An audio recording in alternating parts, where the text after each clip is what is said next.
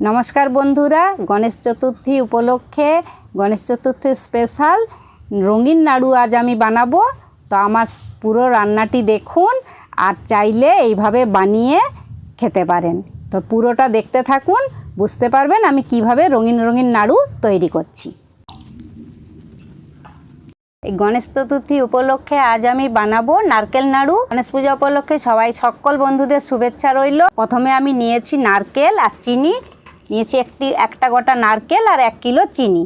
এই জিনিস দিয়ে আজ আমি বানাবো নারকেলের নারকেল ভেঙে নিয়ে চলে এসেছি। দেখুন খুব সুন্দর ভেঙেছে আর নারকেলের রংটা একটু অন্যরকম দেখছেন। আমি জলে ভিজে রেখেছিলাম সমানভাবে ভাঙবে বলে, তো ভেঙে গেছে। তো আমি এবার এটাকে একটু কুড়ে নেব।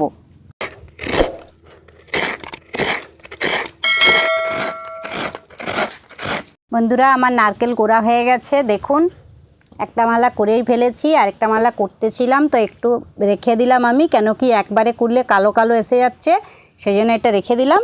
আর বাকি নারকেলটা আমার কোড়া হয়ে গেছে। এবার আমি উনুন ধরিয়ে মিষ্টি বানানোর জন্য যাব। বন্ধুরা উনুনে কড়া বসে দিয়েছি আর এর মধ্যে আমি দিয়ে দেব এবার জল। তো প্রথমেই আমি চিনিটার রস বানিয়ে নেব, তো তার জন্য আমি জল দিয়ে দিচ্ছি। তো আমি এই জলের মধ্যে দিয়ে দিচ্ছি চিনি।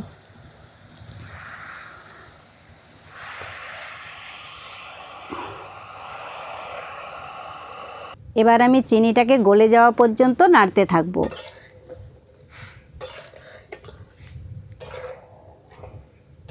সব চিনি গলে গেছে, দেখুন ফুটতে উঠে করেছে চিনির শিরাটা। তো আমি এর মধ্যে দিয়ে দেব একটু ঘি। তো ঘিটা দিতেও পারেন নাও পারেন, আমি দিচ্ছি একটা সুন্দর গন্ধ হওয়ার জন্য। একটু দিয়ে দিলাম ঘি আর দিয়ে দেবো 1 চামচ এলাচ গুঁড়ো।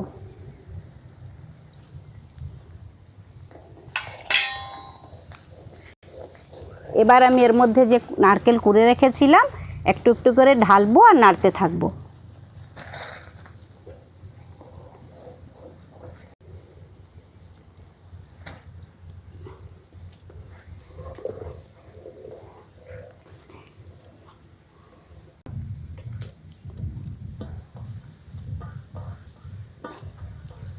তো সব নারকেলগুলো দেয়া হয়ে গেছে। আমি এবার একটু নেড়ে নেড়ে রান্না করতে থাকবো যতক্ষণ না এর পাক তৈরি হয়।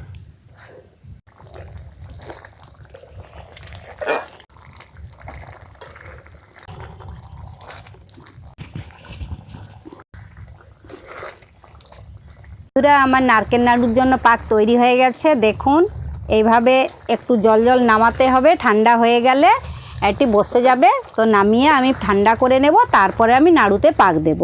তো এই রকম অবস্থায় নামাবেন, এর থেকে বেশি মোটা বা বেশি পাতলা অবস্থায় নামালে নাড়ু করা সম্ভব নয়। তো সেই জন্য এরকম অবস্থায় নামাবেন। একটি থালায় ঢেলে ঠান্ডা করে নেব, তারপরে আমি নাড়ু বানাবো।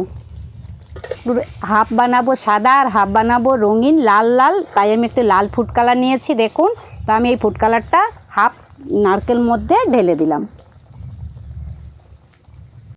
এটি আপনারা করতেও পারেন নাও পারেন, আমার ইচ্ছে করলো আমি সেই জন্য রঙিন আর সাদা দুটো মিলে বানালাম।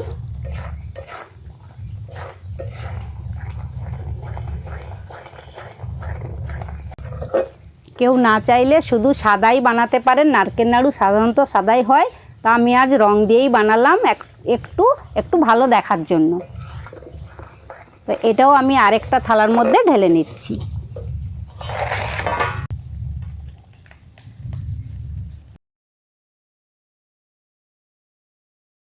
এইভাবে নেড়ে নেড়ে আমি ঠান্ডা করে নেব। ঠান্ডা করে নিলে পাক দিতে সুবিধে হয়, সেই জন্য আগে ঠান্ডা করে নেব, তারপরে আমি পাক দেব।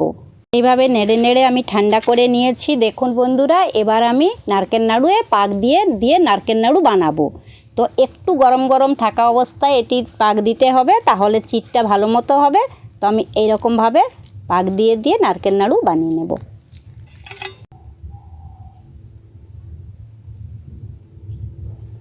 পূজায় নারকেল নাড়ু প্রসাদ হিসাবে সবাই দেয়। আমার সব নাড়ুগুলো পাকানো হয়ে গেছে, বেশ গোল গোল করে রঙিন নাড়ু ও সাদা নাড়ু আমি পাকিয়ে নিয়েছি। দেখুন হয়ে এসছে পাকানো আমার। বন্ধুরা আমার সব নাড়ুগুলো তৈরি হয়ে গেছে। শুধু গণেশ পূজা নয়, সব পূজায় এই নাড়ু দেয়া হয়ে থাকে, ভোগ হিসেবে দেয়া হয়। তুলে নে তাহলে।